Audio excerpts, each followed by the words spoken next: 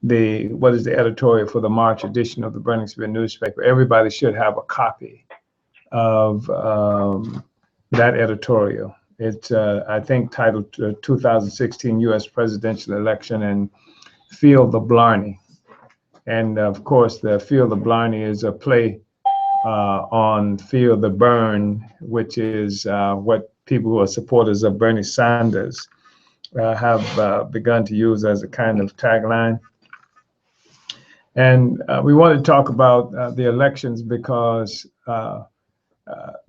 in the African community, the election by people who participate in them, they're treated like almost biblical. That is something that you have to do. It's the main test, the measurement of being a good citizen, a good someone who follows the benefits provided by the struggle.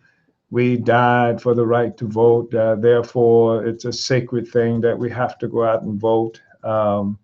And throughout the world, this whole electoral process, as it's practiced by what we refer to as bourgeois democracies, those so-called democracies that have come about as a consequence of capitalist conquest, either in Europe and North America and other places around the world.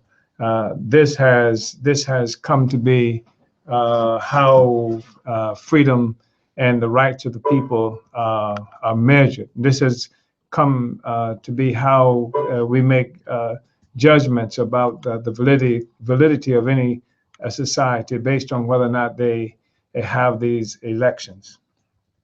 So I think it's important to talk about. It's important to talk about also because generally speaking, for years in the United States, there has been a concern by the rulers that most people, or a huge sector of the population, does not participate in the elections, don't vote.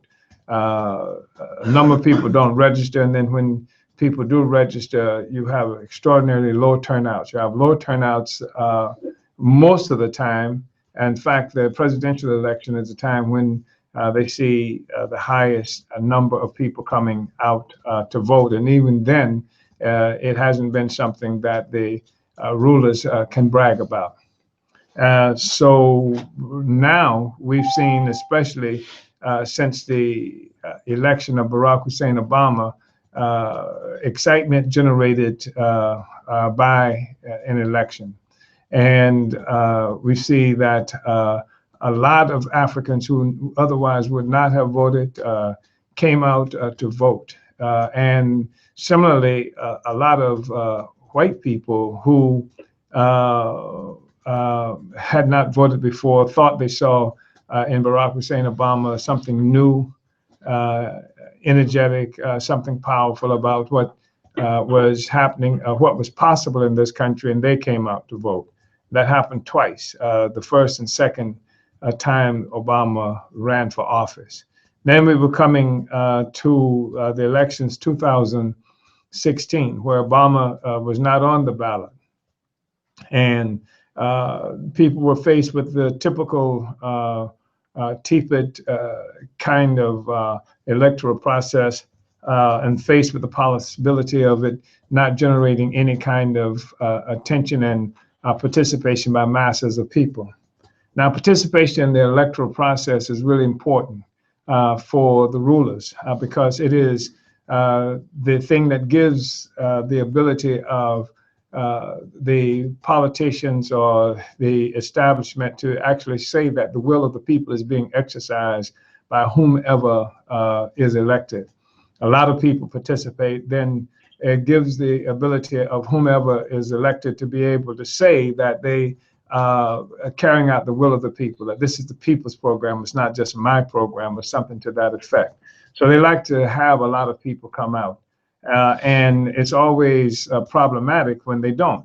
For example, when you had the election between that Bush and Gore, and Bush ended up capturing the presidency, but he came in with no ability to really claim a mandate because it was clear he stole the election. And also, even with that, the election was extraordinarily tight, a hotly contested, tight election. So he wasn't able to walk away with claiming a mandate. In fact, there was really some concern about whether Bush would even be able to govern with the whole African community assuming that he had stolen the election and many other people feeling the same way. Plus, there's the honest competition, if you will, that exists between sectors of the ruling class about who has the right to govern, who has the right to govern.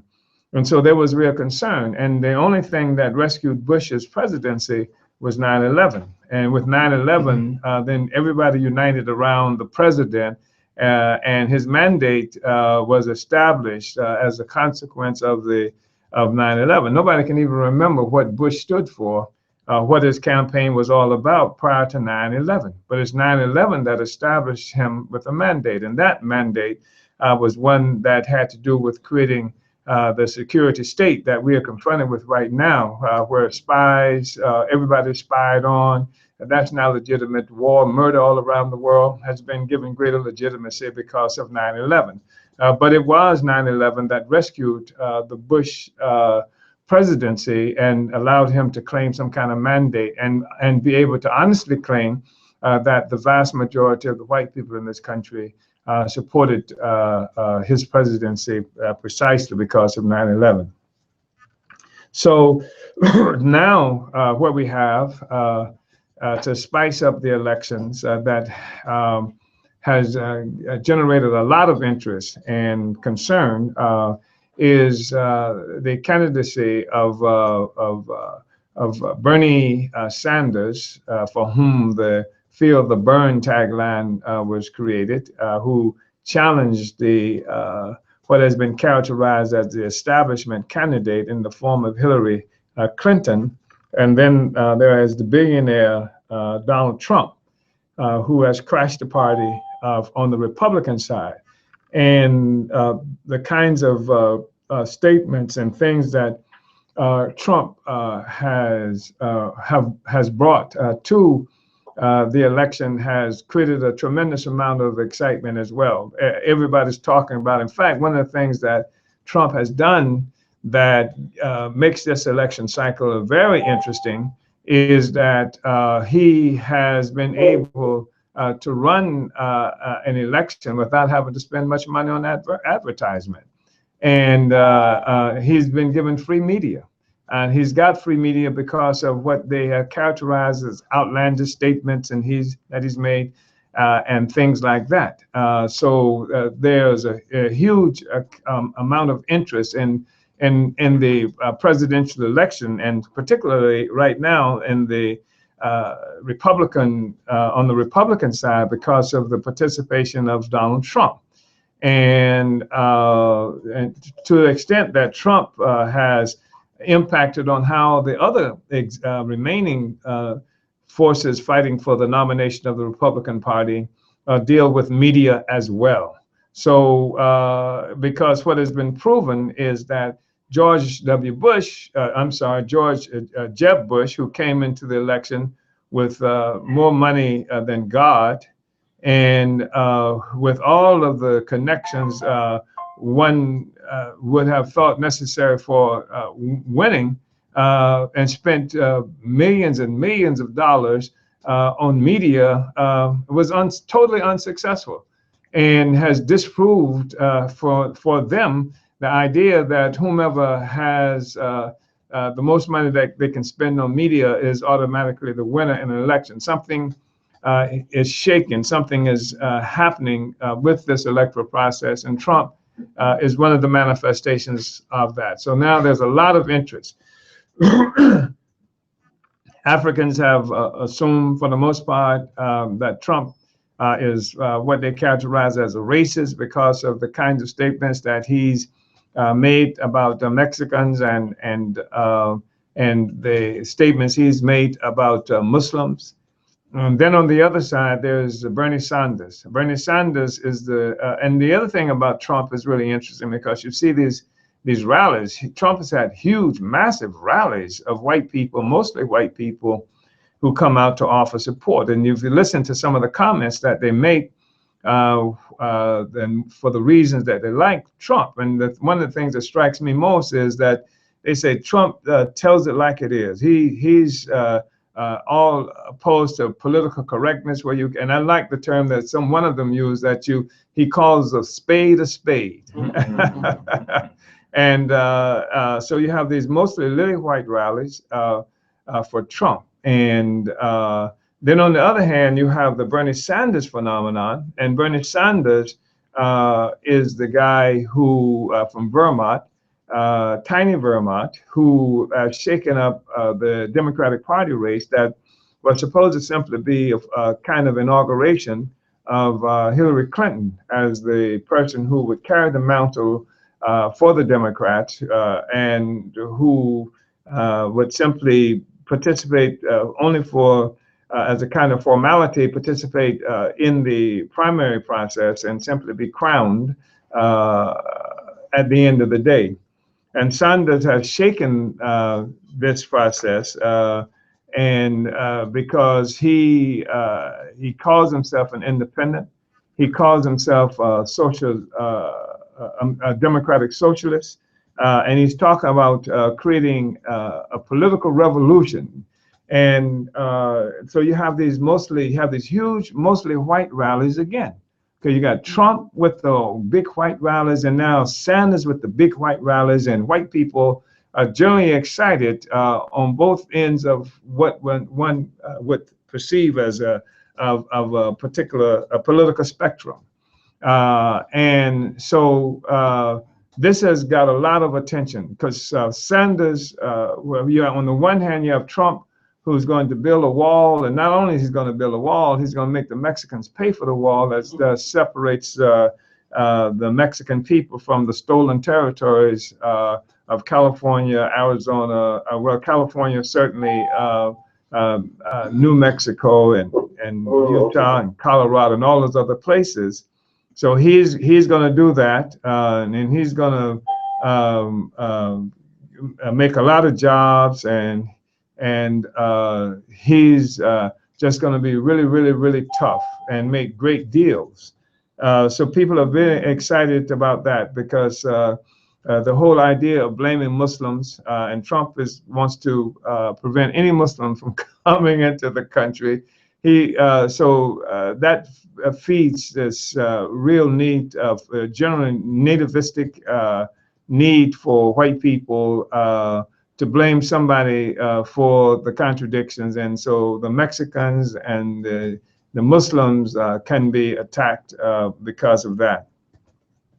Then Sanders, his great gift to the masses of people will be a $15 an hour minimum wage, as he likes to call it. And this is something that would happen over a number of years, as he characterizes it. And that's got a lot of, and he's railed at the banks, as has Trump, at the banks and major corporations. So these are the guys who they've generated a lot of interest. They've shaken up what they like to refer to as the establishment, and mobilized generally white people, and the establishment, of course, the establishment politicians, as they call them, have been sort of blindsided by this phenomenon. And it looks quite possible and perhaps even likely that Trump will achieve the nomination of the Republican Party to go up against the most likely candidate being Hillary Clinton, despite Bernie Sanders' great rallies and what have you. And so there's been a lot of attention, and people every day you turn on TV, you see CIA Cuomo, who next chapter, when we turn next week, who will Trump say something else, or Bernie Sanders rallies, and just the whole cheerleading and trying to generate as much excitement as they can about the election, because again, the election truly, from the perspective of the bourgeoisie, is the biggest symbol of what they like to refer to as American democracy. So they need a lot of participation, and they need people to be excited about it. But they are not asking, the campaign is not about who is going to support the communist revolutionary, who is going to be supporting the African People's Socialist Party, or some African internationalist overturning of the social system. Everything they're talking about is fits within the definition and confines of the democratic capitalist system that they have established here and around the world. So there's nothing, as quiet as it's kept, as much as they say, there's no attack on the establishment. There's a struggle within the establishment for what direction bourgeois capitalism and the whole system should operate. So I wanted to just say that, and I also wanted us to be able to be armed to deal with this question of elections, because I'm sure people are noticing that there's much more discussion about this election, perhaps even than the time when Barack Hussein Obama ran for office. A lot of discussion going on, and we need to be able to understand it. Most Africans participate in elections from a perspective of fear. That is to say, we vote because the other guys threaten to do something horrible, or it looks like the other person might do something horrible to us, so let's vote for this person. There is, none of them has spoken to the interests of African people. As much as people might want to say this about Trump, or this about Cruz, or the other obviously anti-African politicians, or the same could be said about Clinton, and the same could be said about Sanders. I'm going to give you an example. Sanders calls himself a democratic socialist, and he talks about making a political revolution. Now, the thing, on the one hand, and one of the things that makes Sanders the more insidious of the two, that is to say, between Trump and Sanders, which is more insidious. The thing that makes Sanders more insidious is because he does this under the claim of being a socialist, and I guess fighting for some form of socialism, and because he talks about revolution. And but what is socialism? Is socialism simply being upset because one sector of the bourgeoisie is purchasing the politicians more openly than another sector of the bourgeoisie? Is that socialism? Is socialism giving the workers $15 an hour as over a number of years? How many years does it take? And by the time you get there, what is it going to take for human beings to live in this country? What will be considered a living wage? $15, not even a living wage today. Actually, he's establishing a cap. That's what he's done. When he says $15 over a number of years, he has established a cap on what people can get. But that's one aspect of it. But socialism is not giving the workers $15 an hour, or giving the workers $20 an hour, or even $200 an hour. Socialism is when the workers have seized power, and the workers control the means of production. And the workers are the ones that will be doing the hiring and determining who gets paid what. So to say that you're going to create a situation where the worker now gets $15 an hour and do that under the name of socialism is ridiculous. That's one aspect of it. The other thing about it, however, is Bernie Sanders has come out explicitly in opposition to reparations to African people. Well, the others have too. But the others haven't claimed to be a socialist.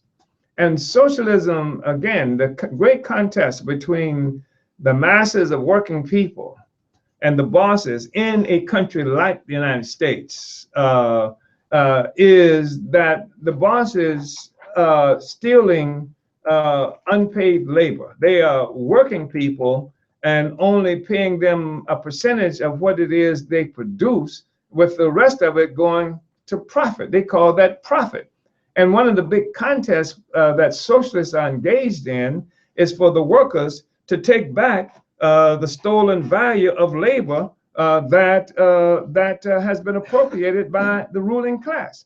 So what is more socialist for anybody than reparations being paid to African people, which is the workers being given back the value of labor that has been appropriated by the bourgeoisie? So if Bernie Sanders is talking about socialism, but it's not a socialism, it is not giving the stolen value of labor back to black people, then he's talking about white socialism. And what's the difference in white socialism or white power or white economic power when it's coming from Bernie Sanders than when it's coming from Donald Trump, or when it's coming from Hillary Clinton, or when it's coming from anybody else? And this is part of what makes Sanders such an insidious problem. And also because the majority of the people don't know what socialism is, and he can get away with that, and don't understand that revolution is not simply restricting the amount of money that bankers or rich people can give to a particular candidate, but revolution is overturning the whole social system and putting another system in place. So I just wanted to make those kinds of observations. Let's look at the document we'll be working with. And I'm going to be as expeditious as possible. I wanted to just say those things to introduce the discussion,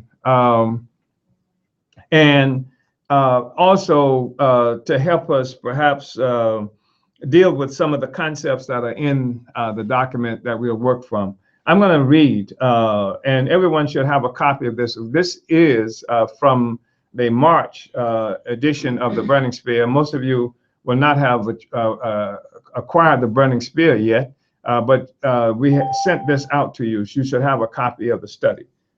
So, and hopefully you've read it. The electoral process is simply the means by which the different white rulers conduct generally safe, nonviolent contests among themselves to take control of the state for the security and the advancement of their economic interests. That's what elections usually are.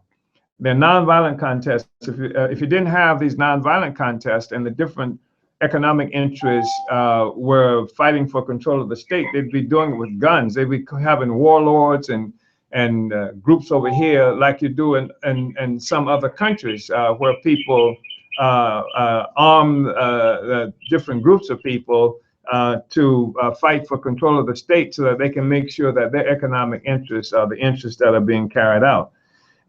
That's the way it has always been.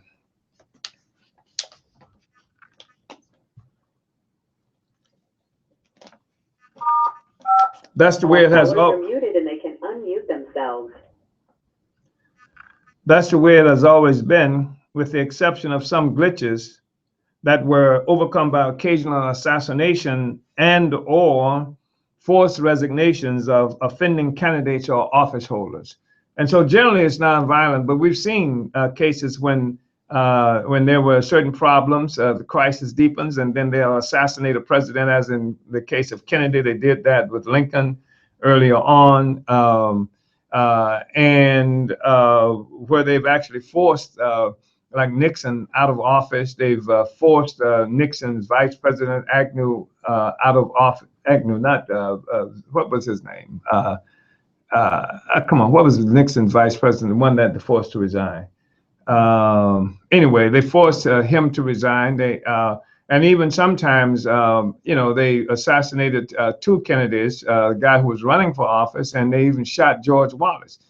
So there have been instances where the process gets out of hand, and a sector may be interpreted as going too far. And so occasionally you've had these glitches where they will assassinate somebody or force somebody out of office. But generally speaking, it's a nonviolent contest between sectors of the ruling class.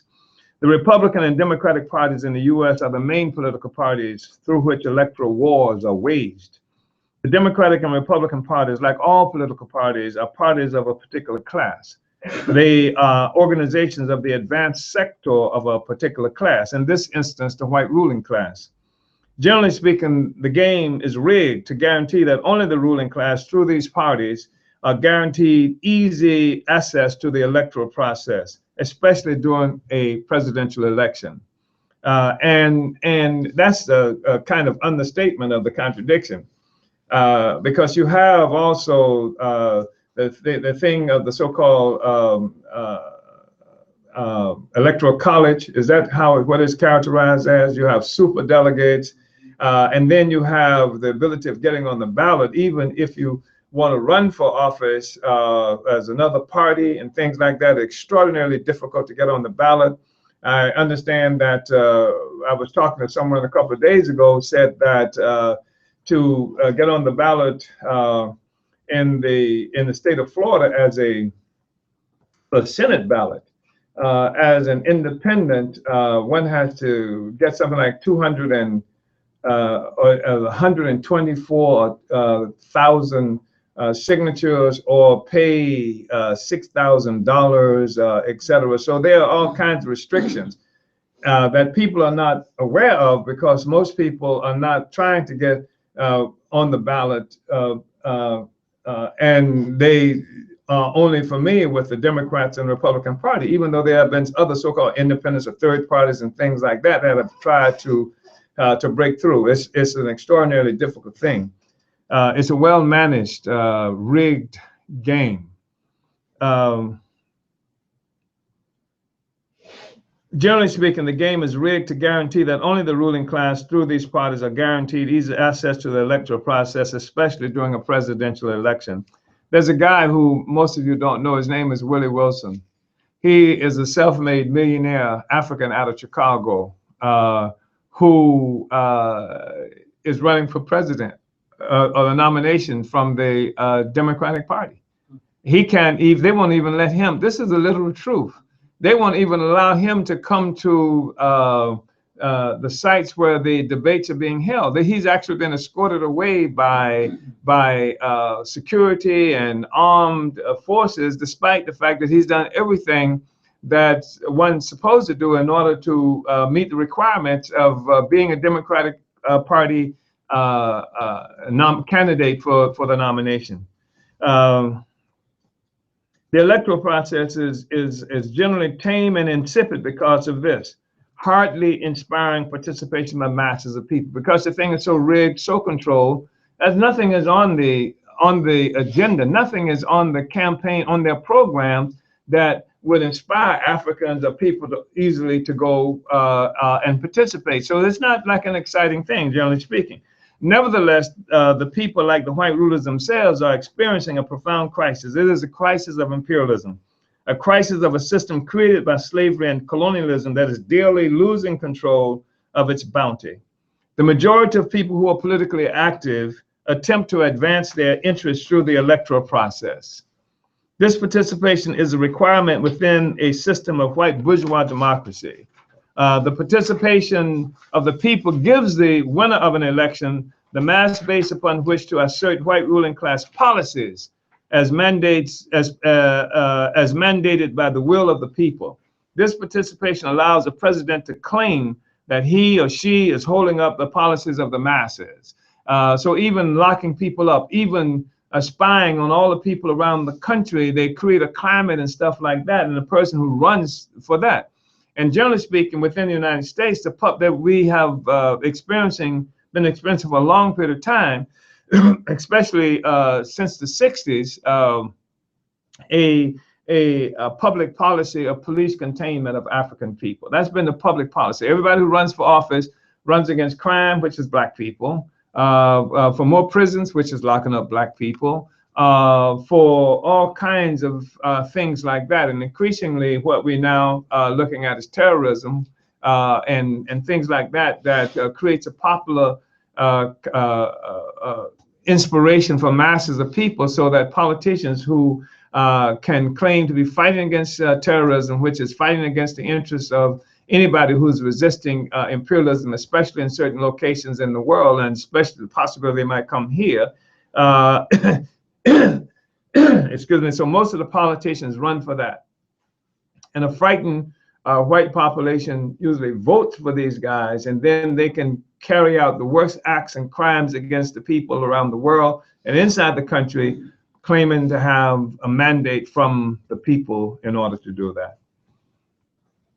So this lie is facilitated by the fact that the ruling class owns the media, with 6 major corporations controlling 90% of every medium that defines social, economic, and political reality in the US. 6 major corporations own 90% of every medium, everything that you hear. 90% of everything you hear, see in form of movies, newspapers, television,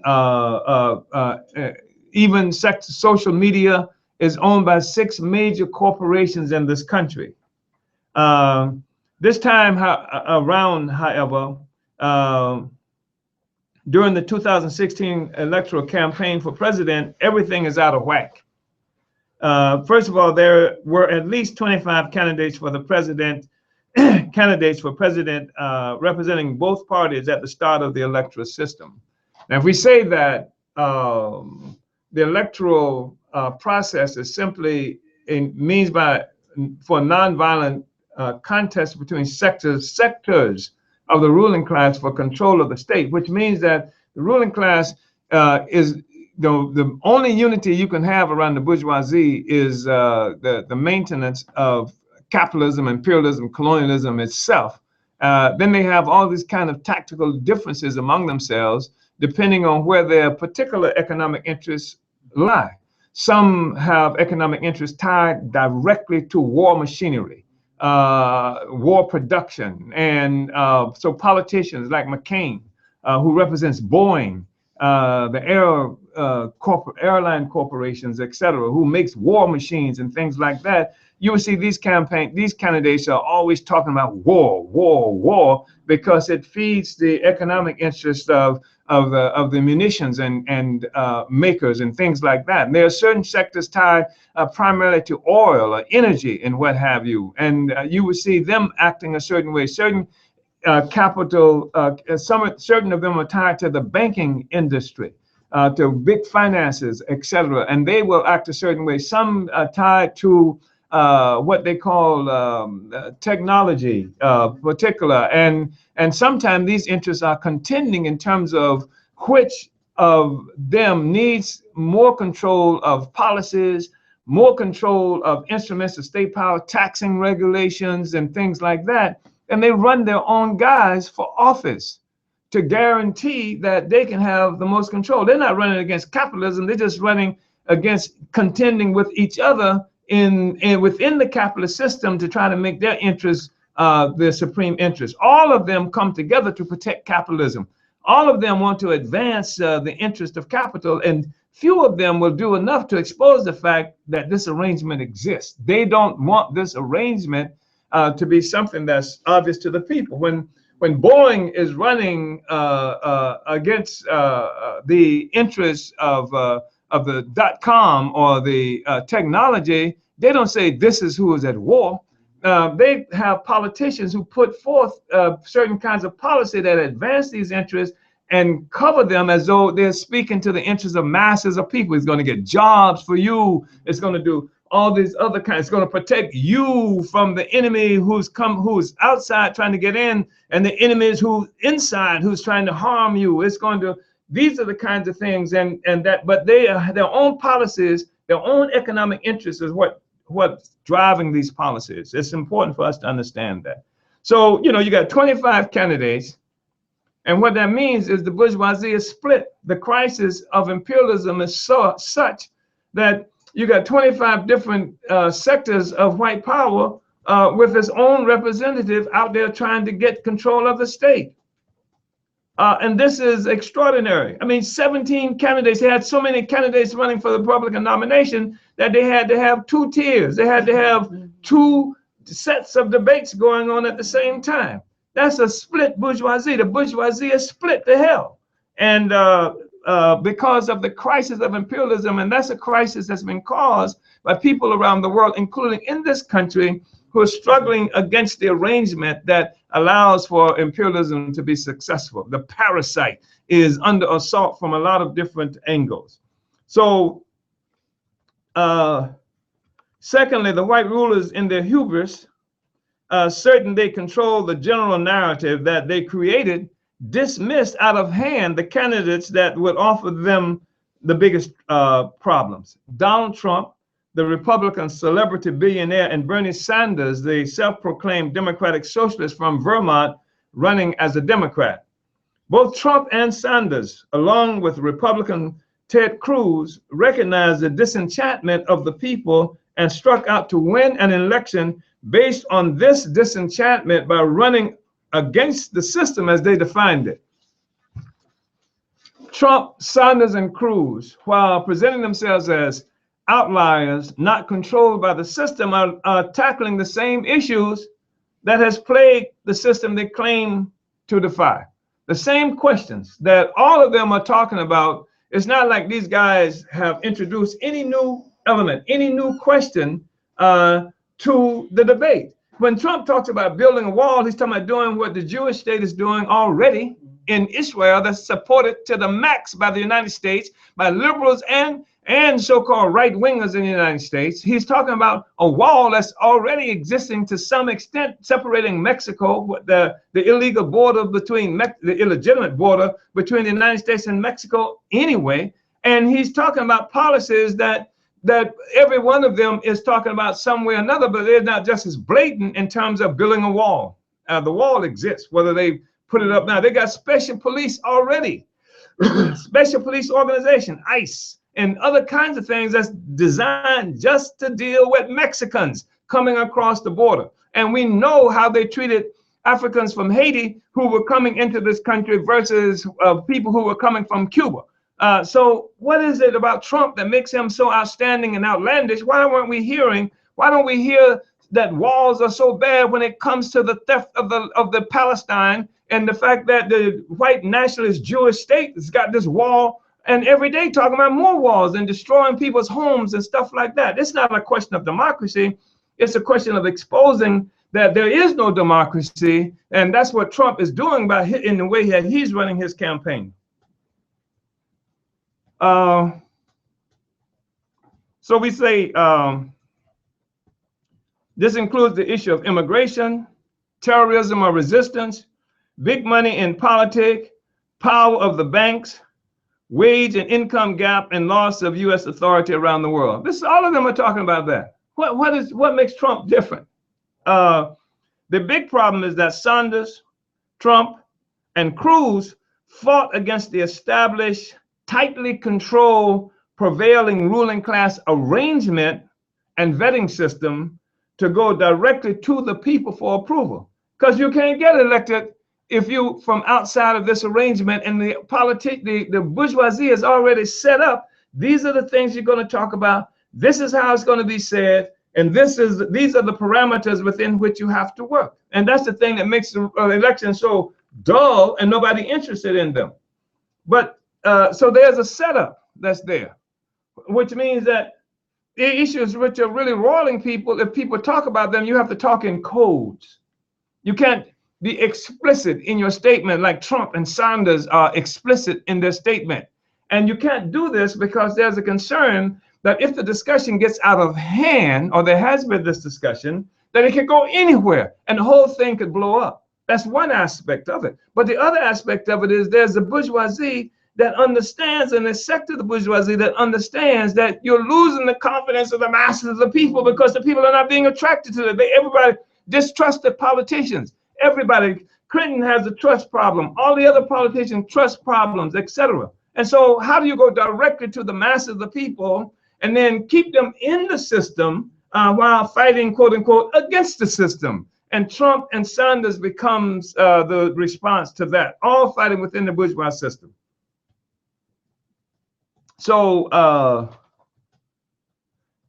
Trump and Sanders also challenged the traditional decorum by taking the ideas of bought politicians out of the abstract and actually called names and pointed fingers at politicians and corporate rulers. Now, Trump did this more effectively than Sanders, but they're both doing it. Sanders is running against what he calls the billionaire class. What in the hell is the billionaire class? I mean, that's not a class. There is a ruling class. There's a white capitalist class. Say he's running against the capitalist class. Say he's running against capitalism. How can you run against the billionaire class and not run against capitalism? How can you run, either you're running against capitalism or you're not running against capitalism? Either you're trying to win the masses to overturn the social, or you're not trying to win the masses to overturn the social system. And this added to their appeal to the people, because the people know the game is rigged.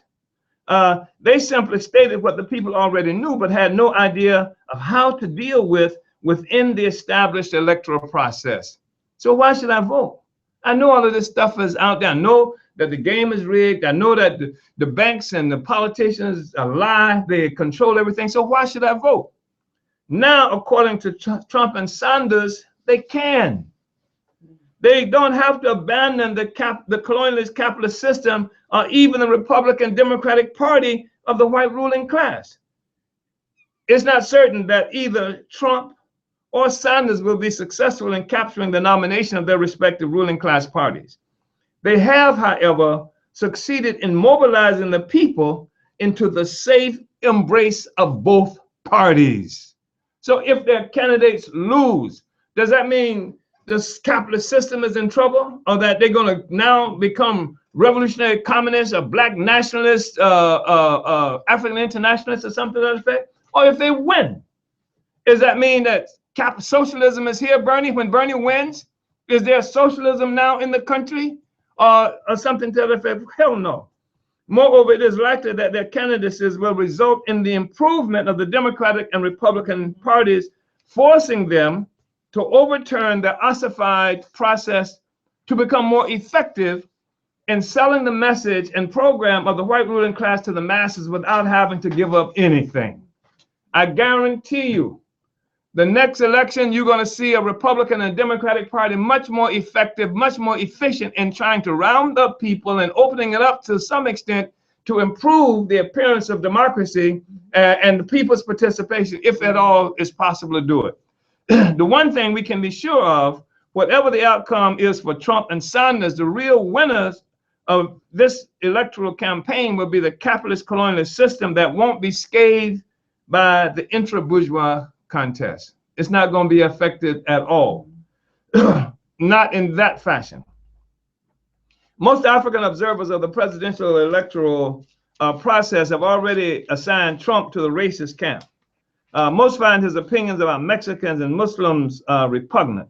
They have viewed his mass rallies of nearly all white people and heard his supporters declare their support for Trump because, quote, he tells it like it is, unquote. He is against the political correctness that prohibits whites from, quote unquote, calling a spade a spade.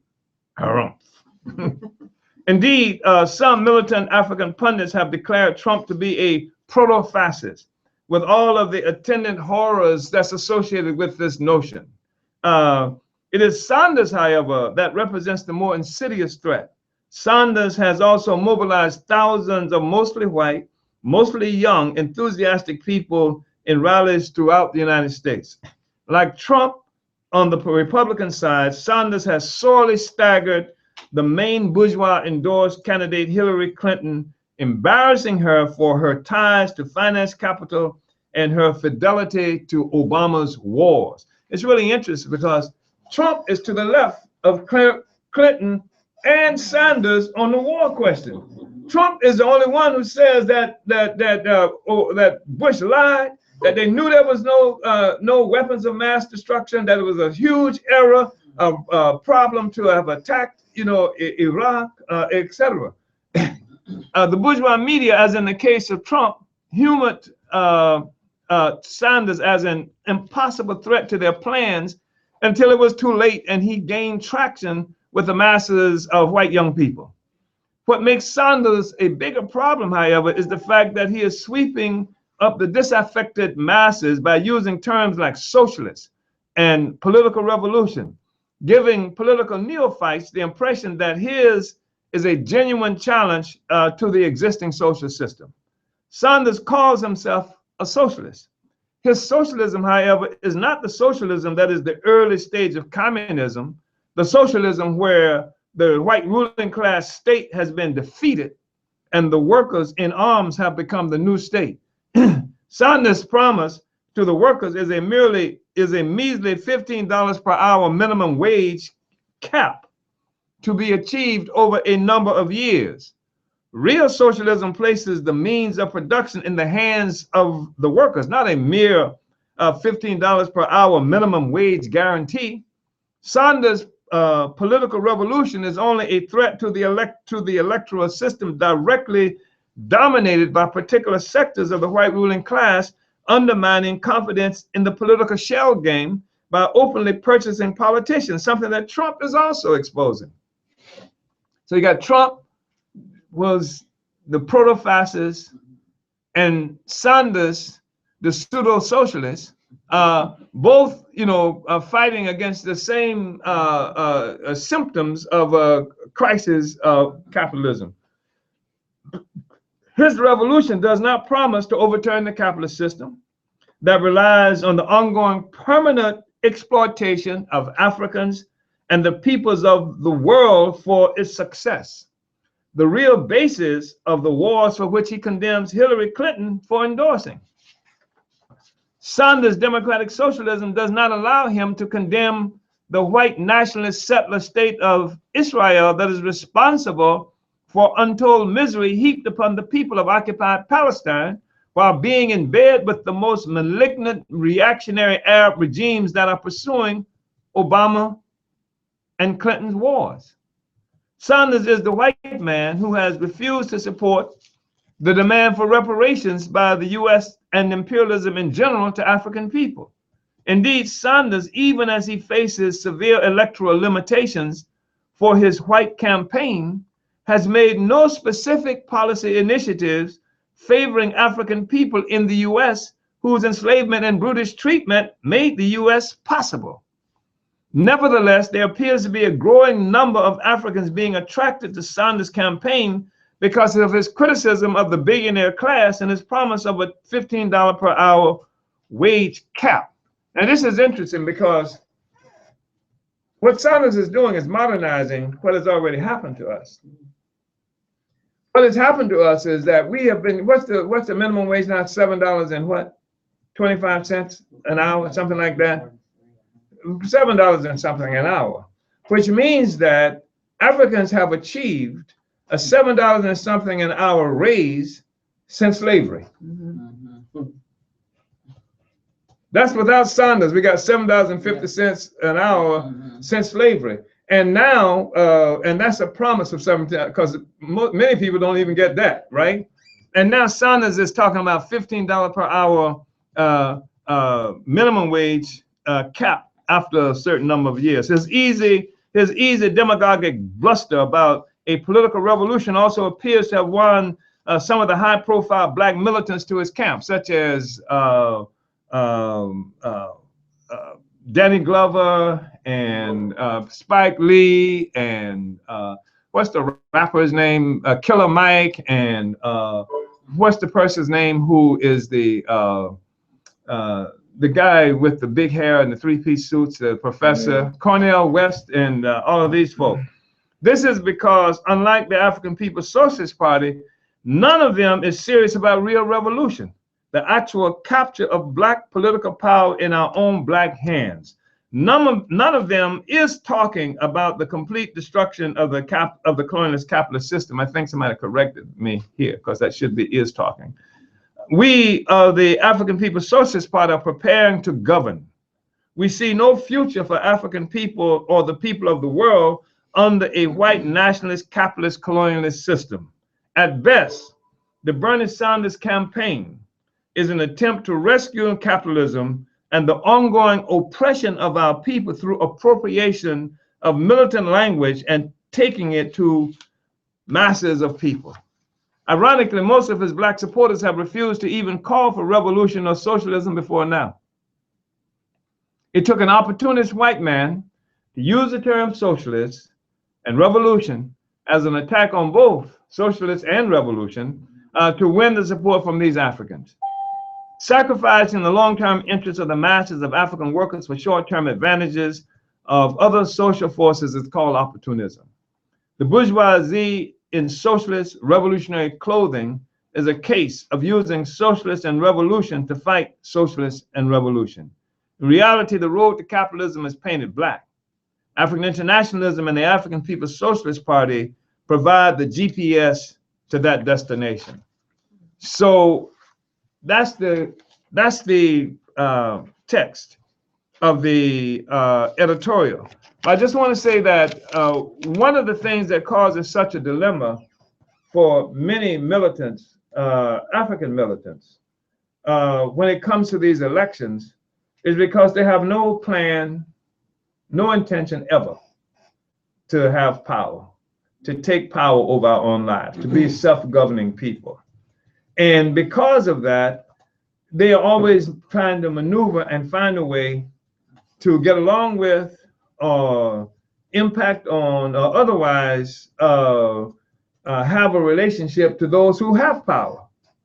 And our objective is to take the power for ourselves. We are jealous of that. We are jealous of anybody who wants to continue a foreign and alien control and domination over African people. We feel and understand that the only way that African people will ever know genuine freedom is for us to have the power of our lives. As God said, I looked out in the world one day and I looked for African men of significance and importance in African institutions. I didn't see them, so I decided I'd go out and build them. He didn't say, therefore I decided to join the Democratic Party so that to take advantage of their opening to black people or something like that because they got a good program. He said we need our own program and our capacity to carry it out. So that's who we are as the party. And our objective is to govern, which is not to say that we will not participate in elections or electoral process, because we will and have. And there are circumstances, but when we do that, it is a tactic that's associated with our intent to govern. So even if we decided at some point that we were going to have a relationship with a Bernie Sanders or any other campaign or candidacy, it's not because that's our solution and salvation. It's somehow doing this is going to advance our ability to go someplace else. And that's not just an abstract discussion. Don't say that because there's somebody who's going to hear us say this and say, okay, that's why I'm supporting Bernie Sanders, or that's why I'm supporting, because I intend to govern. So where's your organization? Where's your program? Where is the thing that you put in place to make that happen? Where is your APDEP? Where is your Aquaba Hall? Where is your Uhura House? Where is your Black Community Control Centers? Where is your newspaper? Where is your radio station? Where is your organized effort with Africans around the world? Where is your relationship with Russians and Syrians and everybody else who's engaged in a struggle against imperialism? Where is your strategy to undermine the whole damn socialist system? Where is your call for revolution? Where is your call for overturning this social system? Where is your call for making a genuine socialism comes about? What kind of socialism is it where you riding the coattails of a white guy out of Vermont who grew up in a kibbutz someplace in Israel? Where is your program, independent of all of that? So even if you said you're going to have a relationship to this thing, how does that fit in with an actual campaign, an actual program, an actual organization, organized effort to have power for African people? And because most of them don't have such an intent to govern, they're never building to govern, to be in control of our own lives, to be have state power of our own, then they also always are having to genuflect and find some kind of way to have to appease and otherwise have relationship with whomever has state power. So having said that, I want to open it up for discussion and see if we can see what we can make happen in terms of understanding this question. The main thing is that there's nothing mysterious and superstition about an election. It's not written in the Bible that African people have to vote, or African people have to be Democrats, or African people have to register, or anything like that. The question for us, for a question for a slave, is how do you end slavery? How do you kill a slave master? How do you overturn slavery? That's the question for the slave. And this whole thing, I mean, if white people had been smarter earlier on, or if they had been far-seeing, they would have had elections during slavery, where all callers are unmuted. If white power and white people had been smarter during slavery, we'd still be enslaved, because they would simply have elections on the plantations. Yeah. And an African could vote for which slave master we were going to have. This slave master promises that he's only going to work you from can't see in the morning to almost can't see at night, as opposed to the other ones from can't see to can't see. This slave master says that he's only going to allow whippings, beatings on Thursdays. So if you miss a Thursday beating, you don't have to worry for the rest of the week. This campaign says that actually he's going to give you a free meal. You can have a free meal or visit your loved one on such and such a day. If they've been smart, you've been voting still about which slave master. And that's what they do today. Is just the same processes that work today. You're still a slave, still colonized, no matter how what the outcome of this thing is, unless it's tied to some plan that Nat Turner has, or Denmark Vesey has a plan to overturn the whole thing. So why don't you run for office so that you can facilitate our overturning the whole thing? That's not how it works. So, all right, I want to open it up for discussion. We have a question on YouTube.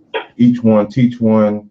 What does it look like when the means of production are in the hands of the workers? It means that it means a whole lot. One of the things, it means free health care. It means free education, because the question now is not profit. The stolen value of labor going, what they call profit, to some non-working, non-producing sector of the population. All they do is collect money.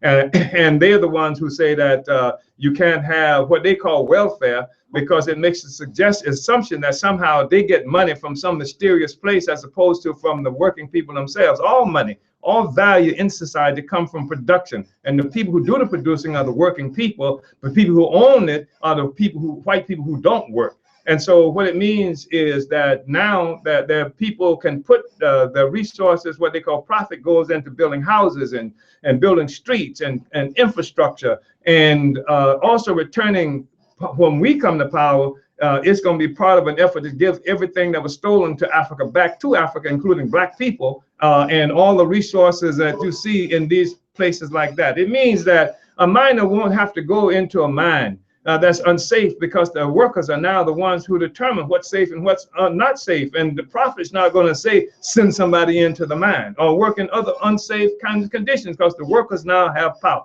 That's what it looks like. Anybody else?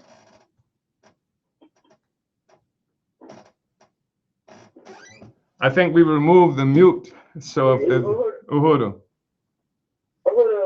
Chairman, this is Herdosha. Yes, Herdosha. I just really wanted to appreciate this. This is great, and I just wanted to see if you can speak on, because I see, like, especially here in Ferguson and the St. Louis area, in the whole St. Louis area, we see a lot of Africans, running for office, and but the politics that they speak of is to hurt us. Like, it's not any glamorous thing that we have, like, Africans in office right now. So, like, the neo-colonial to this whole election, beyond just the president.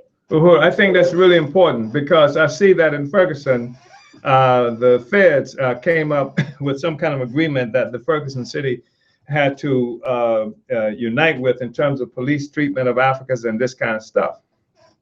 And even though the feds stuff is empty, but you had now Africans on the city council, and the whole city council unanimously said that we're not going to do this. We're not going to offer even these minimum protections of African people that the feds are talking about. So it's a clear statement that just being black ain't enough, and that running for office ain't enough. And this running for office stuff, that's something that was really sparked, really heated up by the election of Obama, because now it's clear that you can get a job too. I mean, you're unemployed, you can talk fast and what have you, Mr. Bub over here, etc. You want a job, run for office. That's the kind of stuff that's happening.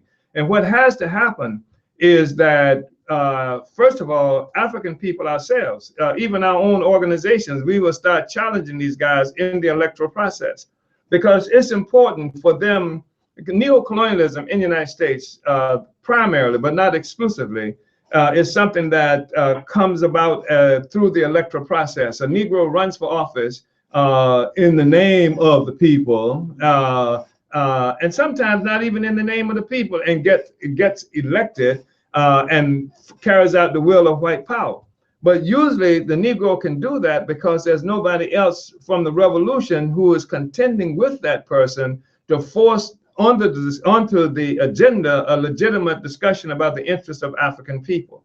So that's problematic. And the other thing that's problematic is that an individual decides that I am going to help Black people by me running for office, and runs for office without any meaningful input from the African community itself. It's not like we have achieved enough organization in our community where we've established our own agenda for the African community that anybody who runs for office has to speak to this agenda. That's a relatively democratic process. This is the agenda, and if you don't, and that takes a certain amount of level of tight organization. That takes the existence of the Revolutionary African People's Socialist Party establishing ourselves in a deep and profound way, and establishing and helping to determine what the agenda is going to be by the propaganda they put out, by the political education we give to masses of people, etc. Let me, you know Zaki Baruti in where you are located. He did in 2015, I think it was. He had a conference there that I attended. It was called a Black Leadership Conference. It was called a National Black Leadership Conference, but it was mostly people from the Midwest who participated in it. And I found it really interesting because he's got this idea of trying to get Africans. So there are all kinds of offices, from the Senate to the governors to local offices all around this country all the time that Africans don't run, or if Africans do run, they're the kinds of Africans that you're talking about. And so his idea is to get Africans to run, and based on proportional representation, that for the amount, and this is the campaign he wants to wage, that Africans should have the same proportion of representation in the government as we have in the population in general. But that ain't good enough. I mean, but if you think about it, if you had a thing like that where Africans all around this country were entering into these campaigns, for example, into these elections, and we're running around Black community control of police, reparations for African people, 3 or 4 really critical kinds of things that speak to the interests of African people. And all around the country, if a city where there might be only 5% of African people, there's a candidate who's African who's running around that. But there might be 50 or 60% a candidate who's running around that. When they're running for Senate, when they run, just think if we have the organization ability to do that, then we can shut down and challenge in a very serious way the whole electoral process. They think they got a problem with Trump, or they got a problem with Sanders. They would have a real problem. And this is the thing that opens up the consciousness of African people, because they run into what the system is really about. We expose all the contradictions of the system, see if a system can deal with reparations. Everybody everywhere is running on reparations. No BS. The thing is, whether you win or lose, that ain't got nothing to do with it. It's putting the issue out there and making it a part of the body politic of this country. That's the kind of thing that we can do. And it's something that I find interested. That's what made me interested in the thing that Zaki Baruti was talking about, to have that ability. But you got to organize and build for that. You just can't. But just to get in the thing like it is today, with no organization, with no discipline that we can impose on anybody who's running for office, they're just running for themselves. They don't give a damn what they say. If they're good, they might do the right thing. You got an African like Charles Barron out of New York, who I think has done extraordinarily progressive stuff. I mean, he's, not only tried to put reparations on the agenda, he's dealt with police murders and stuff like that. He's the guy who stood up when Cuomo was the governor, was making a state of the state speech, and called him a liar in the middle of the speech and challenged him, had to be kicked out and stuff like that. Called him a liar because of the poverty and oppression of Black people that's happening. Yeah, when you see candidates doing that kind of stuff, and the problem is that even he is doing this based on his own, political organization around the situation in New York. We have to grow a greater capacity than that. And there are people who are going to disagree with us about Sanders. Because they say, okay, all that sounds good, but you're saying, okay, we know he ain't no real socialist, ain't gonna be no revolution, but it's the best thing that we can get. And the reason it's the best thing that we can get is because we are not organizing to get it all. And if you don't have how do you get it all unless you start organizing to get it all? And it doesn't mean that you get it all today, because you ain't gonna get nothing from Sanders now. Sanders is gonna lose the damn Democratic nomination, and you still gonna be empty-handed, and you telling me that you can't work with me that's calling for genuine revolution, a genuine ability, a struggle to build our own capacity to govern, because it's unreasonable, it's unworkable. Sanders is unworkable. He's not gonna be the damn Democratic Party nominee, even though he's the most safest thing that the Democrats could do at this time. That's not gonna happen. So, I mean, the thing is that you start building. You don't start off with the assumption that we ain't gonna never have power. We can't do it now, and so therefore I won't do anything, right? And we know there's a lot we can't do now. I can't lift 400 pounds now. So how do I get ready to lift 400 pounds? I lift 130 today, and I do it tomorrow, and I then try to put some more, and I keep doing it until I reach a certain capacity. That's just logical. That's the kind of thing that you do. But you can't say, because we don't have the ability to be free today, let's not work on being free. Let's try to get a better slave master. That's insane, you know. And that just lowers the bar too much. Yes, come on. You have a question. I think this is Kate Fain out of Texas on YouTube. Says, who, Chairman, what is the role of the Jewish or any other lobby in the U.S. election? I know this, Pat.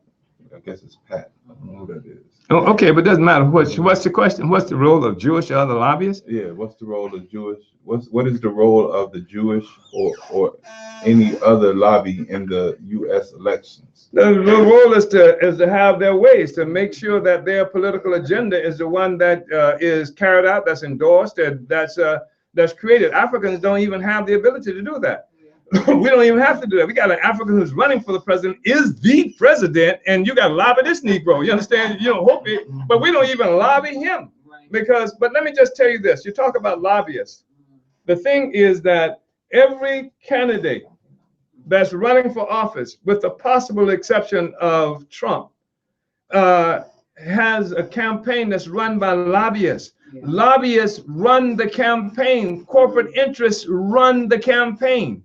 They funnel all kinds of money. That's a part of the process of buying candidates. What you're talking about, a lobbyist, is you're talking about forces who are purchasing the candidate. For example, in the contest that's happening now in the Republican Party, they have been struggling now to get somebody who can turn it into what they call a two-man race.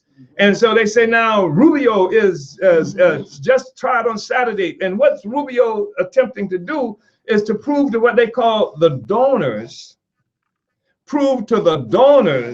that he is a legitimate alternative to Trump. In other words, he wants the bourgeoisie money to come and purchase him. See, he's auditioning for the donors. That's why they're openly saying that's what he's doing. They call the donors are simply the bourgeoisie by another name, the ones who purchase candidates. And that's what lobbyists do. That's what part of they do, purchase candidates. And so whether they're Jewish, whoever the hell they are, that's what they do. And I can't just say whoever the hell they are, because Jewish candidates, what they call lobbyists, are more influential, say, than an Arab lobbyist, because Arabs give money too, you know. But if the U.S. government is on a particular kind of trajectory, then they will move. You can't move them off of that easily, even though there has been struggles for some time now to change U.S. policy from inside the country, from even sectors of the bourgeoisie toward the state of Israel. And that's not the easy thing to do, because the tail can wag the dog, because of the strategic interest the U.S. has in that oil and controlling the Arabs and controlling all the money there. And that white population, the Jewish white population there, it has so much influence, in part because it plays that role. Even though it's got interests that sometimes challenge the interests of the bourgeoisie, it is critical at this point. And if they could go to Arab, maybe. The thing that makes Arabs so dangerous is that Arabs are surrounded by other Arabs. Arabs have Arab governments, populations. And so any Arab population rise up, overthrow an overtime Arab government that they've armed to the teeth, then they got a problem. But the white people in what they call Israel, That's not going to happen. They are surrounded by Arabs from whom they stole all the land, and in order for them to be secure, they have to be willing to do anything to keep the Arabs from, even the so-called liberal white people in what they call Israel. Uhuru. Anybody else? Please comment.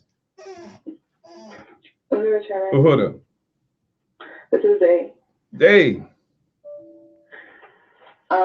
So I just really wanted to appreciate this study as well, and appreciate you, because I remember like when I had first the movement, when I was first coming into political consciousness, like last summer, and that whole incident when the two like Black Lives Matter girls had interrupted Bernie Sanders on stage, and I was like really upset. I was like, what? And I like brought the situation, I told you about it and like asked you about it, and then you said, well, if it's just a way for Bernie Sanders, Uhuru. the other candidates look back. And fast forward to yesterday, I see this video. When at the time I was like, oh, you're breaking up in a very seriously. well, fast forward to yesterday, and I saw this video of Killer Mike. Can you hear me? Yes, now I can. Hello? Yes. Yes, can you hear me? Okay. So, okay. Yeah, I could hear you. Okay. So fast forward to yesterday, and I see a video of Killer Mike, at this Bernie Sanders rally, and juxtaposing Hillary based on her like reactions to people who had interrupted her speech, and to Bernie Sanders, how he just stood back and let the people talk and all that stuff, and it just really opened like it's like, oh, you pretty much predicted the whole thing, because that's exactly what you said. Yeah. Yeah. Last year in the summertime, and I see it like yesterday. So yeah. That's what I want to, and if you want to sum that up too as well, that'll be helpful. Uhuru, I couldn't hear much of what you said. I couldn't hear most of what you said. That was I know that you made a comparison about something I said into what Killer Mike did with the Bernie Sanders rally. The real interesting thing I saw just related to Killer Mike and Bernie Sanders is where Killer Mike was supposed to have been interviewing Bernie Sanders and asked Bernie Sanders about reparations. And Bernie Sanders said, nope, no reparations, and not for reparations for African people. And Killer Mike, he's, oh yeah, I understand, et cetera, et cetera, et cetera. That's the thing that struck me. I didn't see the other thing that you just mentioned, and I couldn't hear most of what you said. I'm sorry, Uhuru. Yeah. Go ahead, Kamran. Uhuru. This is Ocheka. Yes, Ocheka. I just wrote a question on the YouTube video, but I'm going to reiterate it now that I'm on the line.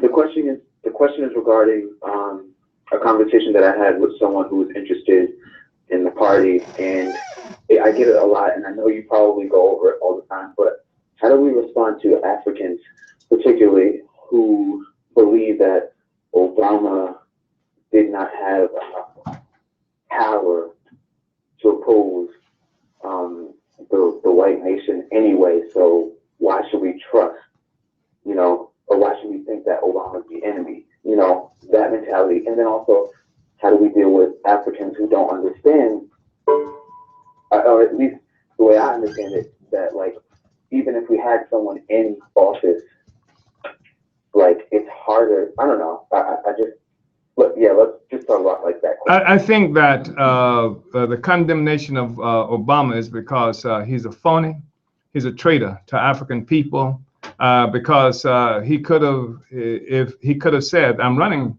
for this office, but I know I can't do anything for Black people. It's shameful. He said, I condemned Bush and I condemned other people for not doing anything, even though I knew they could do something. I was lying then when I said it, because all of a sudden it's Obama who can't do anything. We made all of these demands on any other person who's run for office.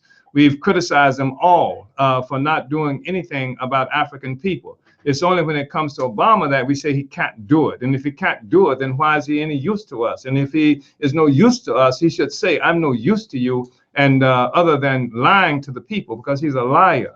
His presence there is a lie. And he needs to say, I'm a lie, that I can't do anything. I knew I couldn't do anything when I was running. I just told you this, that I was going to do. Well, he didn't say he was going to do anything for African people, to tell you the truth. So it looks like what they're saying, that the only people that Obama can't do anything for sure is black people, which is an extraordinary statement for anybody who pretends to be in a non-comatose state in having some relationship to sanity. That's crazy. And that's just another statement of impotence and the inability of African people being able to envision having power, any power, even within the electoral system. So you can't even envision, even though this guy's the president who can go around bombing, there's nothing that prohibits him from signing death warrants that's been using drone assassinations to people all around the damn world. There's nothing that prohibits him from supporting the state of Israel, from supporting every reactionary force in the world. The only thing that he doesn't have power to do is to something for African people. If that's the case, that's enough to get him slapped alone. And the other thing I think that you're about to infer is the fact that that all of the presidents, whoever is in office reflect a particular powerful economic interest, and that's true, generally speaking. And Obama can say, I represent these particular economic interests, therefore I can't do anything for black people, which is why I never said anything about black people when I was running for office, because if I had said it, then these white people would not have allowed me to be here. And plus, I would have to expose to you that there's somebody that watches me all the time to make sure that I don't push the red button. I don't use the nuclear weapon to bomb Ferguson. You know what I mean? But even so, you know, you've had you know, certain radical policies come from a particular president, and they have to fight for. That's what they call a bully pulpit. That's what Theodore Roosevelt characterized some time ago as a bully pulpit, where you go out and you make your case to the people. But of course, Obama's not about to do that. He is a very clever man. Let's not make a mistake about it. Obama's no stupid person. If he acts stupid, it's because imperialism is stupid, but it's not because Obama as an individual is stupid. He's a very clever man, and there are things that if he wanted to do them, he could make it happen. He could put $1 million. His Justice Department could add $1 million bounty for Assad Shakur. You know, can't do anything to help. His Justice Department sent 100 FBI agents into Ferguson after Mike Brown was killed, not to do anything about the white people who killed Mike Brown, or the white people who raised $1 million to give to the man who killed Mike Brown, or the white people who bought of all the guns in Ferguson after the rebellion, but to arrest 3 members of the New Black Panther Party who were trying to organize to end the oppression. That's Obama. So that's just nonsense that they're saying. They're just making up stuff because they feel complicit in Obama's being elected, and they support him, and to justify supporting a killer thug, anti-African, bootlicking, butt-kissing black guy, they have to make all kinds of excuses for them, because in making excuses for them, they make excuses for themselves. Uhuru. Uhuru. 2 questions. Let's take this. Go ahead, Javon. What is it? We got 2 questions. We got Imani off of YouTube. Was the question of reparations asked to any other candidate, or was it Bernie? And we got another one. It's been asked to all of the candidates. Most of the candidates, if not all of them, have said no to the issue of reparations. So it's not just Bernie, but most of them don't claim to be socialists, who are supposed to be about making sure that workers get the value of their stolen labor. So Obama was the first person that running for office who came out and opposed to reparations. And but the white man would do it. Obama wouldn't. I mean, yeah. Go ahead. Kayfeen, what about elections in places like Venezuela and South Africa? Well, I mean, you can mention Venezuela and South Africa, but generally speaking, when you look at the standards established for bourgeois electoral process, bourgeois democratic elections, that's been established in what people refer to as the West. in Europe and in this country and other places like this country. And they become the standards for democracy. So you can have a place like Israel that, we talked about the walls and that do collective punishment for Arab people who are simply resisting the theft of their lands, and the houses destroyed and all this other kind of stuff. But they refer to Israel as a democracy, for example, as opposed to, say, Iran or some other place, because in Israel they can vote. The white people can vote in Israel. So that's an election. I mean, that's a democracy. So the standard for what they call democracy revolves around this whole issue of voting. And that's something that has been imposed on most of the people around the world. This becomes the litmus test of whether you have a democratic process or not. And in some places, like in the United States, the dictatorship of the ruling class is a hidden dictatorship. Other places, it's more obvious. It's more notorious. And you have places like Venezuela, which is an extraordinarily democratic process, where over and over again for long periods of time, the person who came to power, like Chavez, was able to win the elections. But as we say, it is something that is controlled by the ruling class. In this instance, we're talking about an international ruling class. We're talking about the people whose interests were challenged with Citgo and all the oil and everything, and also not just immediately in terms of money and those kinds of resources, but political influence and power throughout the Middle East that's been disrupted by Venezuela. So you got the whole white power establishment around the world that's been involved in undermining Venezuela and supporting and giving money and support, not only to people who are running for office now, but created NGOs and things like that in Venezuela that allowed that challenge the election. Venezuela, problem was that you didn't have the dictatorship of the proletariat. That even though they talked about socialism, that in a socialist party, that the workers had not come to power. It was not a socialist government. It was a government that had sectors of the bourgeoisie involved in it, maybe called radical bourgeoisie, maybe opportunist bourgeoisie, who saw which way the wind was blowing and got involved in it. You're not talking about revolutionaries. And Shabbat,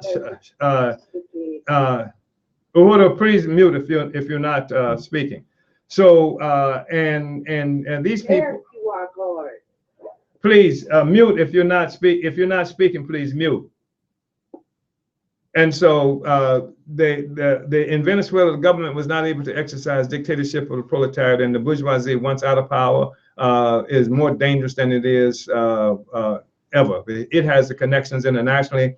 It has all the resources, money, the technology, etc. It has all the media that's associated around the world that creates images and stuff like that, justifies invasions, overturning, and they can create mayhem in the country so that the people are starving now because of the whole international bourgeoisie cut off resources. Saudi Arabia was used by the United States to flood the market with oil, that kind of thing. So the economy has gone to hell. And now the people want to eat and stuff like that. And the way you can eat is to vote the progressives out of office. They did the same thing in Nicaragua once.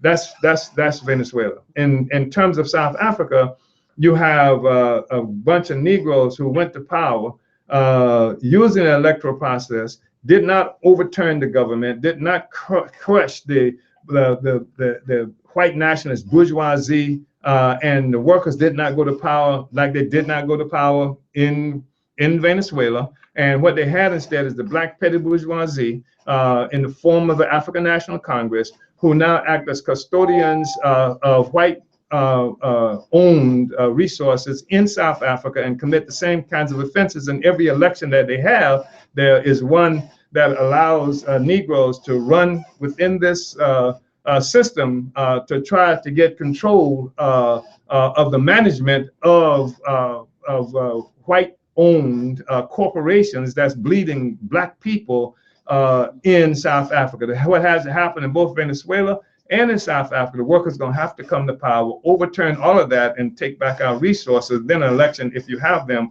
will make sense. It doesn't make sense now in that way in terms of realizing the objectives of the masses of the people. Uhuda. Somebody else was going to say something. Uhuru, anybody else? Yes. Hello, Chairman. This is Uhuru. Uhuru.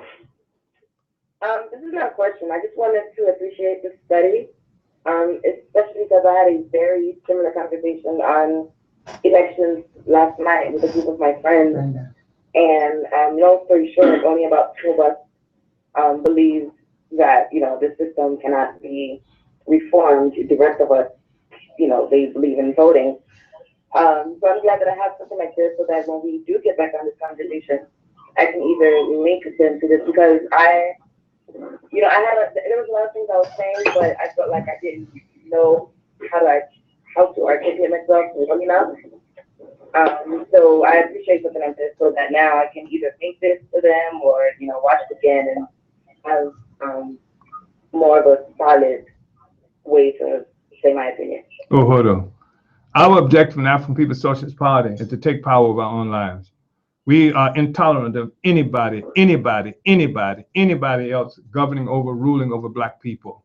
It's not we are selfish about it. We don't share it with anybody. We take it for ourselves. That's what our responsibility is, that you don't have to pray, oh God, I hope this is a good white man. Oh God, I hope this works out for us. We take control of our own lives. That's what the objective of any rational political organization has to be. That's what the objective of any enslaved or colonized person has to be. Not how to get along with the oppressor, but how to take the oppressor out of our lives and how to take the oppressor out of his own life. Uhuru. That was someone else. Yes, brother. Uhuru. Uhuru, this is Elwood from Nassau, Bahamas. Yes, Mafrika. And I just wanted to appreciate the entire forum this morning. Sitting here, I'm learning a lot, and I'm very much stimulated. I got blood in my eyes and fire in my veins and ready to light this place ablaze under the guidance of Alex Morley, our leader here in the Bahamas. Right on. I just wanted to ask, in our manifesto, what we want and what we believe, item 10 addresses us and the need for us to have an African army, our own armed forces. My question is, should this be something that should be established or should be in the process of being established before we seize control of our own interests? Because I know that day is coming. And it goes without saying, once we would have seized control, we're going to need some measure to protect our rule. So the question again, should this be something that should be in the making at this very point in time? I'm not sure if it is. I'm relatively new to the party, just under a year now. But are we saying that would be something? When we say we want the right to, should we just seize this rather than asking for this right? Should this be something that we should seize on our own and establish beforehand? Uhuru. I think that's a great question and a really important question. And it's a question that shouldn't be answered and in this forum. But let me just say that in the final analysis, revolutions are won because masses of people have come under the leadership of a revolutionary party. And that we have won the people to our understanding and interpretation of reality and what has to be done in order to be free. That we have achieved tremendous organization among the people. And in the final analysis, it's not armies as such that will win the freedom, but it is the masses who have come to political, certain kinds of political conclusions that have begun to unite with us. So, as I said earlier, it's not a question that should even be answered in that fashion. But I do think that I'm glad you called, because the Bahamas is one place where I think that our party needs to be on the ballot. I think we need to achieve ballot status, because one of the things about the bourgeois electoral process is that it was set up for the bourgeoisie and not for us. And so it is established capacity and systems where it allows us to go, allows the politicians to go before people. It gives us forums. It gives us the ability to go out among the people to try to win them to our ideas and things like that. It gives us, in certain places, depending upon the technology, we have access to TV, to radio, to newspapers that we don't ordinarily commonly get. And the reality is, in the Bahamas, like most places, the majority of African people who participate in political life participate in within the electoral process itself. So I think the Bahamas is one of the places where we would try to use the electoral process against the system by taking revolutionary ideas and up among the masses of the people and trying to win, particularly, working in other people into organization under the leadership and begin to make whatever struggles possible to win. So I won't take it any further than that, but you're absolutely true that coming to power, we're going to have the ability to defend it. We're going to have to be able to defend it. Uhuru, anybody else? Uhuru, I just wanted to appreciate this whole PE this morning. It has given me a lot of education of this circus that's going on, this political circus. Oh, shit. Listen, comrades, listen, Uhuru. Look, man, if you're not gonna give enough respect to other people, then mute. Is that life? Oh, who's that? You should mute. You should mute if you're not speaking, because someone else is trying to speak, and it's terribly disrespectful. Who's Sister Sarah? Go ahead, please. I just wanted to appreciate the PE this morning. I've learned a lot and am learning a good understanding of how this oppressed political circus happens. And I just want to really appreciate all the comrades that took the time out to get on this call this morning, and appreciate the chairman for a wonderful political education this morning. Uhuru. Yes, Javon. We do have some questions. Let's go. Let me see. We have Pat again in London. The split between the ruling class manifests itself through the multitude of presidential candidates. How does the split manifest itself inside the leadership of the state? Inside the leadership of the state? Well, that's an interesting question for a number of reasons, because the state, that there are elements of the bourgeoisie through different organizations and sometimes individuals that are in touch and in contact with different sectors of the state. You have a John McCain that's very close to the military and sectors of the military. You've seen splits that happen within the state, for example, with Petraeus, the guy who was the general who was overthrown in the United States, who played an important role, who became head of the CIA and what have you, played an important role in the Iraqi war, etc., hailed as a hero, etc., who they got rid of because they said he had an illicit sexual relationship with a white woman who was his biographer. And so that was used, boom, get rid of Petraeus. But the other thing was, there was a critical question, and continues to be right now, a struggle about what is the appropriate method to deal with these wars, these struggles of oppressed peoples around the world. This has been going on for a long time, and within the state apparatus, it manifests itself. But you have politicians like McCain and other politicians that represent different the different arms of the state. And so, but Petraeus, getting rid of Petraeus was one example of it. As head of the CIA, you saw that also when the Bush regime came to power, and it did not trust the CIA and other elements of the intelligence apparatus. They were not loyal to that sector of the bourgeoisie that came into power. They were still under the influence of other sectors of the bourgeoisie. So what the Bush regime did under, I can't remember if it was Cheney or the other guy who was over, they created their own intelligence organization. They went around the CIA, created their own intelligence organization, etc. We've seen on a more local level, when you see struggles happen within the state, you have a guy who was like in the police department in Los Angeles, who armed himself and went out and started shooting people. Or you see a Snowden who was employed by the intelligence organization. He goes out and spills his guts to everybody else. And there are sectors of the bourgeoisie that even support these guys. So that's, some manifestation of a split that happens even within the state itself. Uhuru.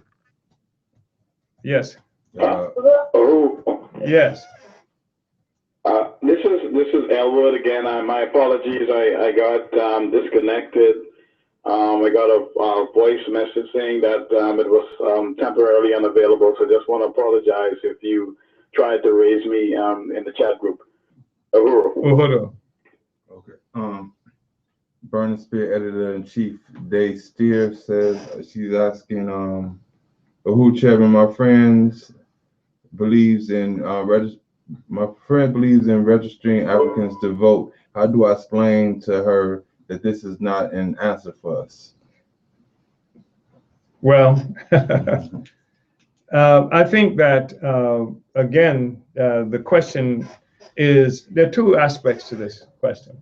An educated African population. So our ongoing work is political education. That's one of the reasons that's good to have Comrade Day, as editor of the Burning Spear, because it also suggests some of the stuff that we should be carrying in the Burning Spear, some of the struggles, some of the education, some of the information that we need to be putting out through our popular organs. But the other thing, the critical thing is this, is to achieve real organizational significance as the African People's Socialist Party and the Uhuru movement.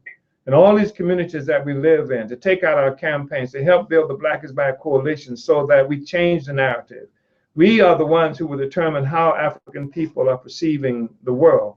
The thing is that we start off with a few Africans with African internationalist interpretation and analysis of the world. And then we, through organization and the work that we do, more and more people are influenced by our ideas, and our ideas become the ideas of the masses of the people. And that can only happen, of course, if our ideas are reflections of the reality that the African people are confronted with on a daily basis. They tell us every day what the contradictions are. We have a responsibility to take it in a very scientific way and take it back to the people so that they can have something they can work with. So the main thing that's going to be the determining factor is not even the arguments that we give like this, but the organization that we build and the campaigns that we mount, the kind of work that you do at the Brooklyn Museum, where you got thousands of people signing up, Africans Charged Genocide, and the work that we do with Black community control of the police, the campaigns that we wage. We are actually right now in the process of changing the narrative, and the extent of the organization that we grow will determine how Africans are increasingly going to have to be able to interpret their reality, because it's not being interpreted for them by anything that they're experiencing. And if you take the covers off, even people who are diehard Obama supporters have to go to lies and things like what someone just mentioned, how they come up and say, well, Obama couldn't do it anyway, because the fact is, it's a statement that the system does not serve us, whether it's a Black person in power or a white person. Uhuru. Hello, Chairman. Yes, Comrade. Akile. Who is this? Akile. Yes, Akile.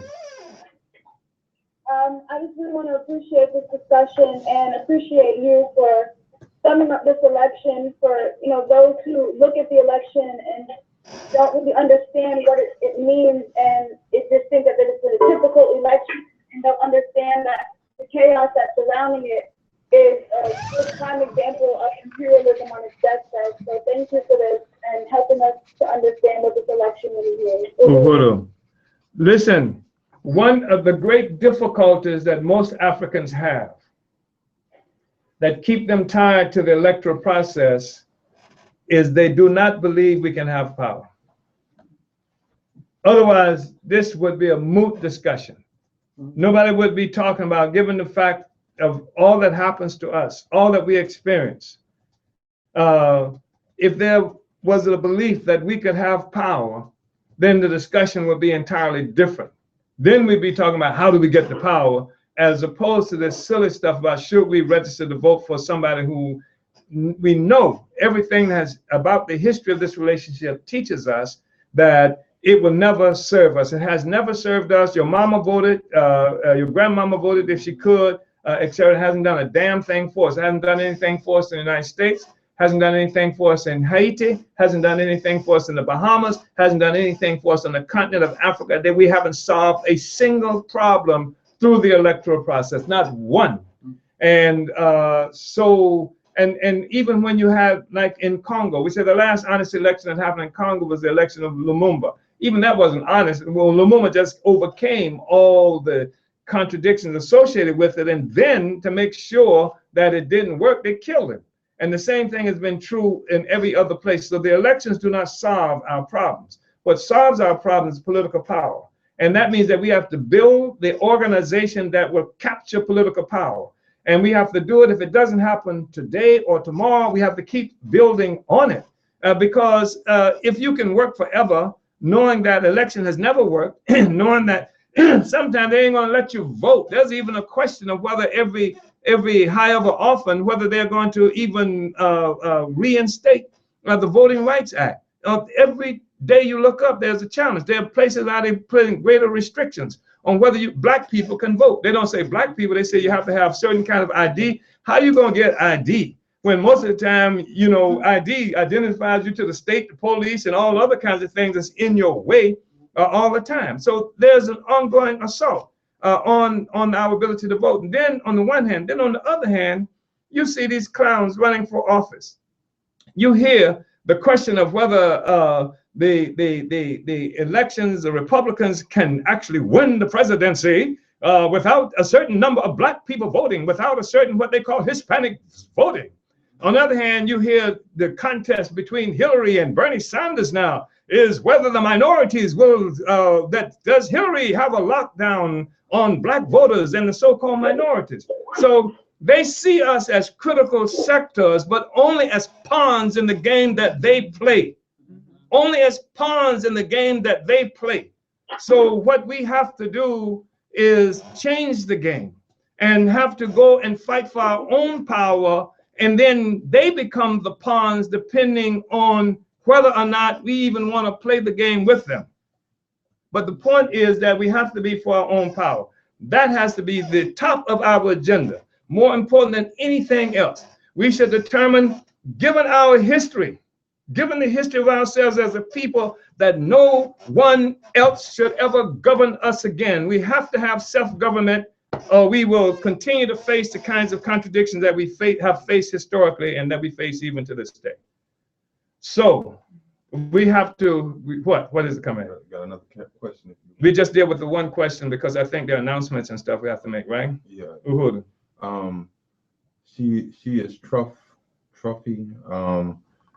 Why is it that Africans fail to support candidates such as Willie Wilson, who are not lifted by the petty bourgeoisie or white left?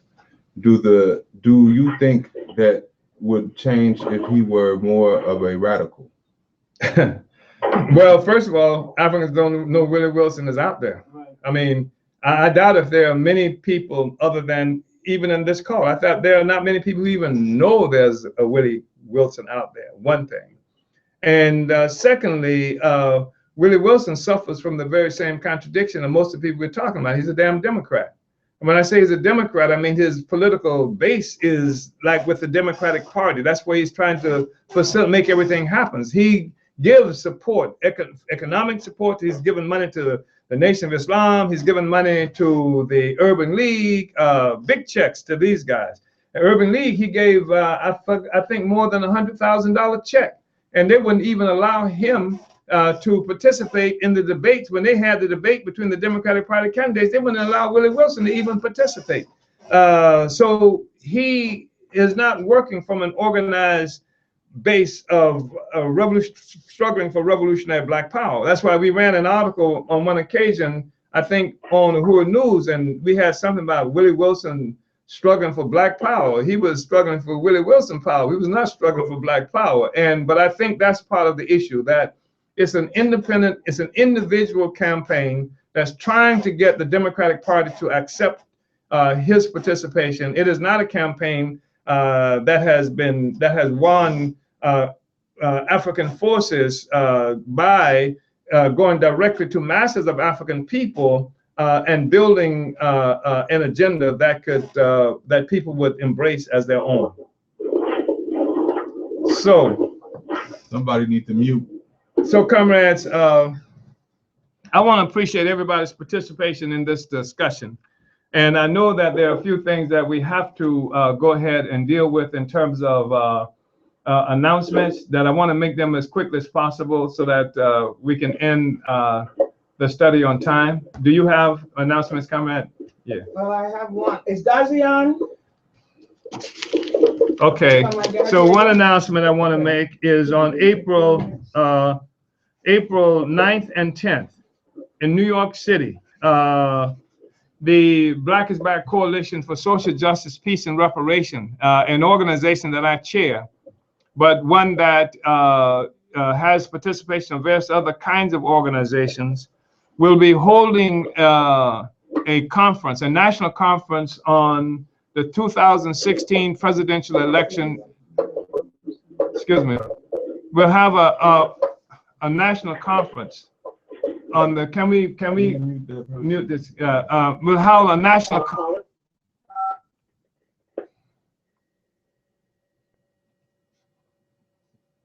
On April 9th and 10th in New York City, the Black is Back Coalition that I chair will be holding a national conference on the 2016 presidential election and the struggle for Black self-determination.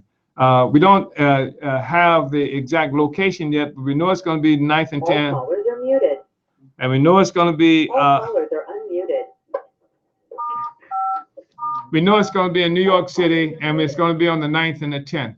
Participating in that will be myself, Glenn Ford, Margaret Kimberly, Charles Barron, Simmerman out of New York, possibly Nellie Bailey out of Harlem, and other forces who are associated with the movement as well. That's April 9th and 10th. We want a big turnout. We're hoping that people will really begin to organize and plan to be there for the 9th and the 10th.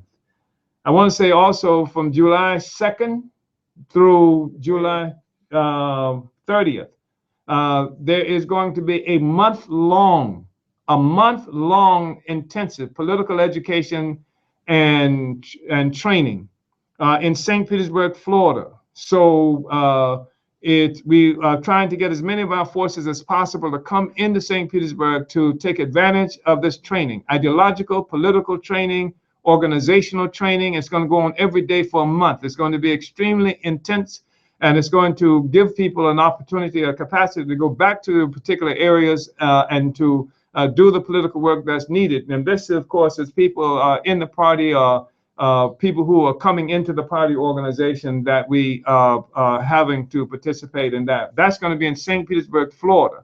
So you need to get in touch with us if you want to participate. And we need the best of the forces that are available to come here. And you need to send forces, if you're a leader in the work, to come and spend that month here. And that's going to give us an extraordinary capacity once we get there. This is important, especially since the party is in a really rapid growth mode today.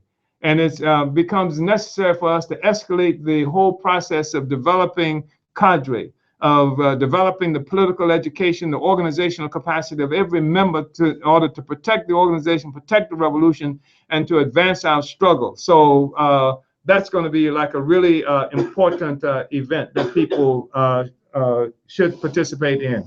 How do they get in touch with us? To get in touch, you have to go online, register July-intensive at apspuhuru.org. Again, July-intensive at apspuhuru.org. That's the email. That's the email. That's email address. And on May 21st, if I'm not mistaken, the African Liberation Day will be occurring. Is that May 21st? Yes. In Washington, D.C. So we want to, it's going to be a joint African Liberation Day mobilization that we'll be doing with Africans from National Black United Front, from what other organizations? Can somebody help me here? From different organizations. How do people get in touch with us around that question? You can go, what? Northeast, but I don't know. You can just get in touch with us. Go to, I'm sorry. They can, they can call Aaron. Let me see what his address is. So be prepared for Washington, D.C. on May 21st. Let's begin to plan for that, to organize for that event. Go ahead. The Uhuru Solidarity Movement National Convention will be Saturday and Sunday, April 16th and 17th here at Aquaba Hall, St. Petersburg, and that will feature Chairman Omali Yeshitela and other leaders of the party, including President Herdosha and NORM Director Ghazi Kodzo Uhuru. Yes, to find out about the Northeast ALD, you should call, you should write, email Aaron Arono, is AARONO 3000 at yahoo.com. Again, that's AARONO 3000 at yahoo.com. There's also a website that you can go to for the ALD. That's alduhuru.org, and you can get all the information, alduhuru.org. And April, the month, please go to alduhuru.org. And in the month of April, it is the intention of our movement to launch Black Power 96, which is an FM radio station that will be based in St. Petersburg, Florida, but will have a streaming capacity that will be able to be heard throughout the United States. There's a lot of work that we still have to do to make that happen. And we are going to need support of everybody on this call and everybody within our movement and everybody friendly to us to launch on time. We need engineers, radio engineers. We need money. We need people, broadcasters. We need quality music. We need great music from the whole African world. Music that do not denigrate African people and things like that. So we are looking for everybody to participate in that. And you can go to blackpower96.org to offer to get more information on that. So when is the NPDUM conference convention? Is not anytime soon, is it? August. August. That's going to be August NPDUM convention. So I want to just express appreciation to everybody for being here. Within the next 2 days, we'll send information about what the next study is going to entail. I want to just say that it's really important. I hope people will take the Burning Spear, and if you appreciated this editorial in the Burning Spear, I hope it will feed appreciation for the Burning Spear newspaper itself. We've just got a new issue of the paper out on the ground. Those in the party have a responsibility to sell this newspaper. Those within our movement have a responsibility to sell this newspaper to help to get information out to the masses of the people. And if the study was good here, then you can see the significance of making sure that every African in the world has access to this newspaper. Thank you, brothers and sisters and comrades, and we'll talk again next Sunday at 8 a.m. Uhuru.